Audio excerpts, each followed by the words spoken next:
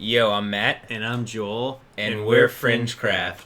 Today we're going to be watching Robert Bigelow and his thoughts on Bob Lazar, and this is on a channel called Mystery Wire. You can go and like and subscribe to them, and do the same with us. Subscribe to our channel, like this video, and leave a comment, and we'll check it out and reply, and maybe we'll like it, maybe we won't. Depends on how good your comment is. So, for context, Robert Bigelow is a billionaire UFO researcher. Apparently, he works with Elon Musk. He founded or was one of the seed funders from MUFON and a number of other organizations. So, he's deeply, deeply interested in UFOs, very wealthy, and expends resources on the topic and driving forward the science. So, his opinion is worth something, and he has an opinion on Bob Lazar, who is a bit of a controversial figure because Bob Lazar, the Area 51 leaker, came onto the UFO scene with all these claims and a story that seems truthful, holds water, but with no hard evidence. So some people believe, some people don't believe, and Robert Bigelow is going to give his opinion on Bob Lazar in this video. So, from a video that we watched previously, we saw that Robert Bigelow worked with Art Bell and George Knapp and Linda, someone who, George Knapp is actually the person who broke Bob Lazar's story in the Las Vegas area. He's the reporter that helped, I guess, make this really like a mainstream topic. Publicize the UFO. Yeah.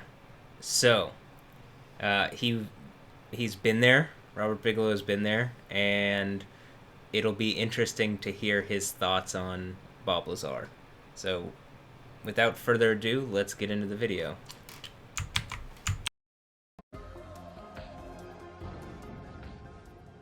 Uh, 1989, Bob Lazar pops onto the scene, and you wanted to meet him. You did meet him. Yeah. We hung out. We would go out Yeah. and just BS for hours. We'd go up Yeah. to Rachel, go out in the desert.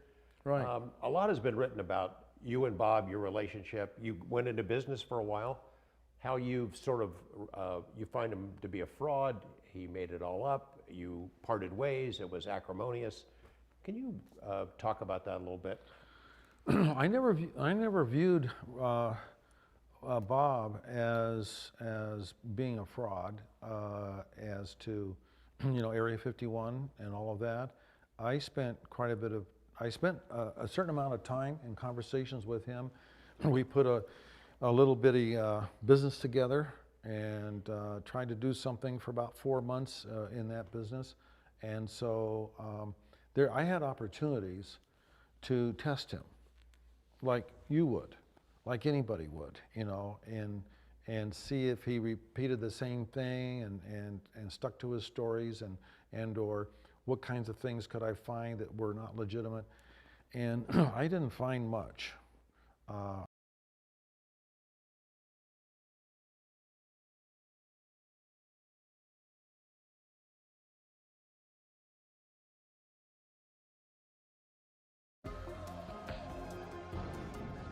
Like you would, like anybody would, do something for about 4 months in that business, and so I had opportunities to test him, like you would, like anybody would, and see if he repeated the same thing and stuck to his stories, and or what kinds of things could I find that were not legitimate.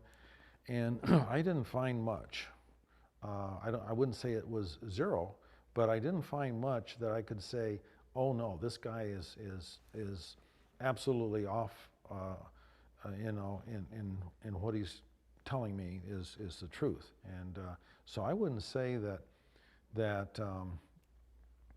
he had not experienced a lot of the things he claims that he has. You think he did? I think the odds, I would look at it in terms of odds. This is Las Vegas, right? So I would say the odds are Bob Lazar has, for the most part, on everything he has said, it has been telling the truth. So There it is. First thing we want to say is we just had a technical error, so apologize for that. But that's George Knapp actually interviewing him, as he was kind of alluding to. They have the history, and there it is. He just, He believes Bob Lazar's story. There it is. And he has spent 4 months, I guess, full time with Bob Lazar. And this guy is a UFO expert, and he's decided Bob Lazar is not a fraud. well, we haven't let him explain his whole story, but I mean, that's basically what we're looking for. Does he believe him? Does he not believe him? If he's a betting man, is he going to take that bet? It sounds like, being a Las Vegas resident, he's going to take that bet. That makes me wonder, too, because he said they started a business together, but didn't Bob Lazar, doesn't he make a prostitution Yeah, didn't he get business? arrested for being a prostitute? No way. Pimp? What if that was the business they started together? Like, yeah, I set him up as a fall guy in my prostitution ring. And, Well, they are in Vegas. They are in Sin City, right? So yeah, that's actually how Robert Bigelow made his money. maybe he was the original. In a more seriously,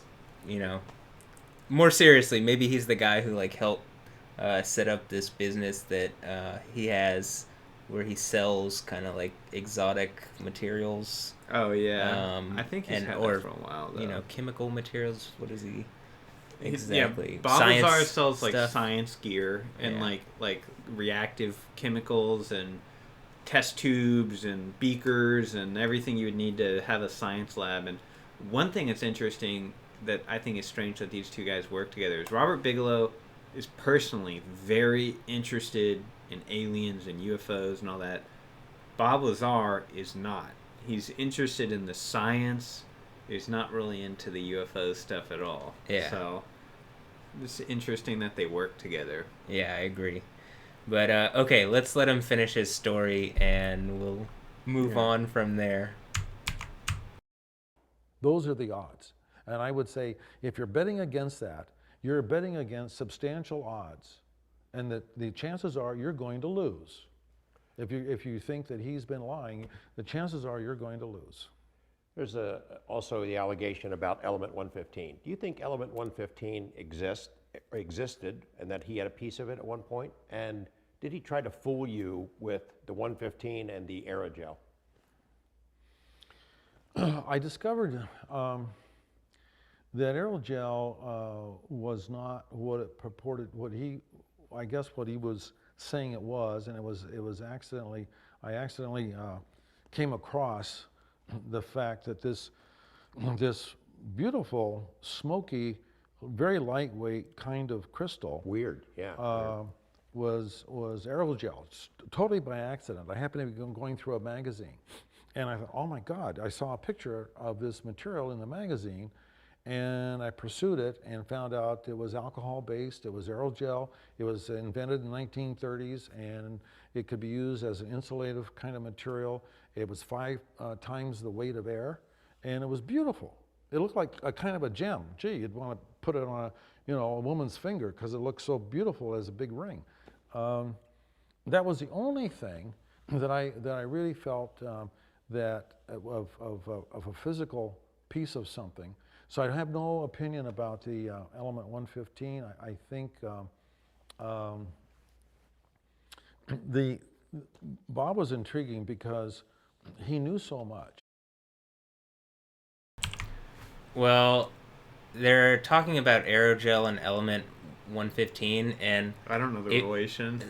I'm not sure about the maybe they're just physical materials that Bob Lazar brought up. Element 115 is what Bob Lazar purports to be the fuel source for the anti-gravity propulsion system that on the UFO that he worked for in Area S4, which was a sub-region of Area 51. And he was describing this element 115 before they had actually found.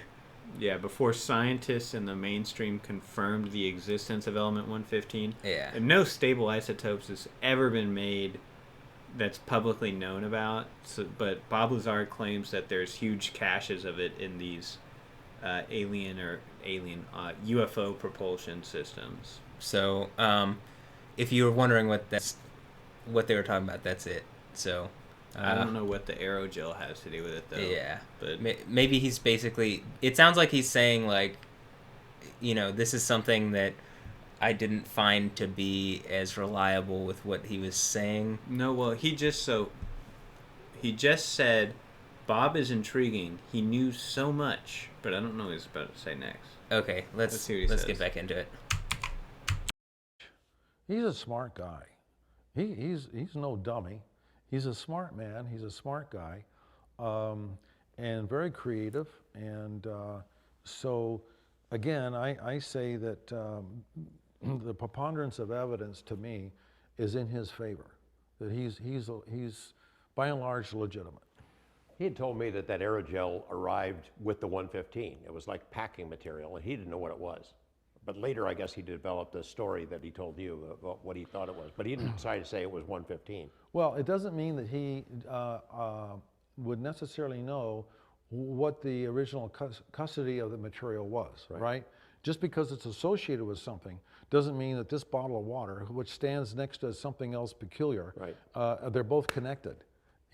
So it means he may have leapt to that assumption that the aerogel, because it was in association physically nearby or whatever with the 115, was somehow connected, and he just didn't know what it was.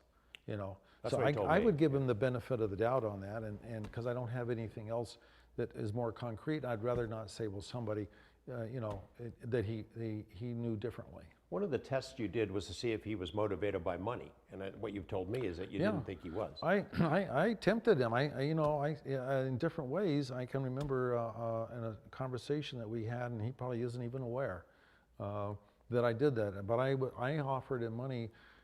I forget the circumstances now, but it didn't tempt him at all.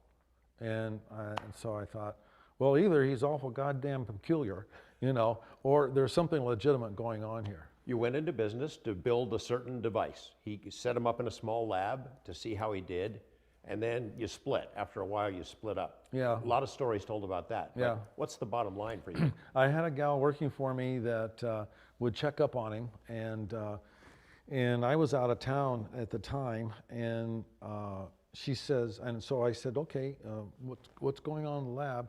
And she said, well, I'm really sorry to tell you, it's being used as a little warehouse for furniture, And I thought, oh, geez, okay, I see the signs now. Okay, that's the end of it. That he just wasn't doing what he said he would do. Correct. So Well, that sounds very Bob-like, doesn't it? Yeah, it was a storehouse, warehouse for him, because he had this furniture and no place to put it, I guess. Yeah, that was all.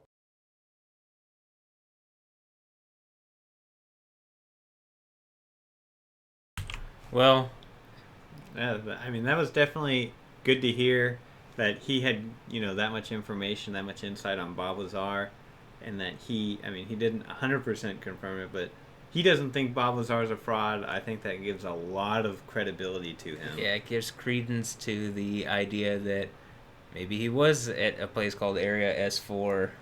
Well, yeah, I pretty much believe it. There's already been so much stuff about the Bob Lazar story that has been verified after the fact that he leaked, that makes it seem, there's still things that are unverified with no hard evidence, but it's like, well, could he really have made up all this other stuff? And at this point, what did he say? The only false thing Bob Lazar said was that aerogel was an alien material, but Robert Bigelow explained that he thinks Bob Lazar just had a misconception because the aerogel was next to an alien material. Like it came with it. Yeah. And then so he's like, oh, these are both alien materials, but maybe it was just what he thought. Like he didn't have a frame of reference for it.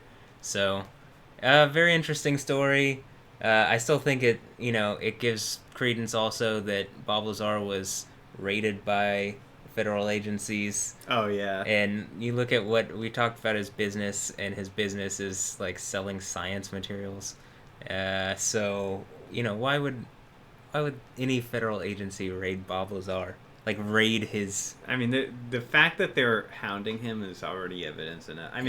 There's so many things that confirm Bob Lazar for me. I agree. Well, hope you enjoyed the video. Please like, comment, and subscribe. Let us know what you think. All right.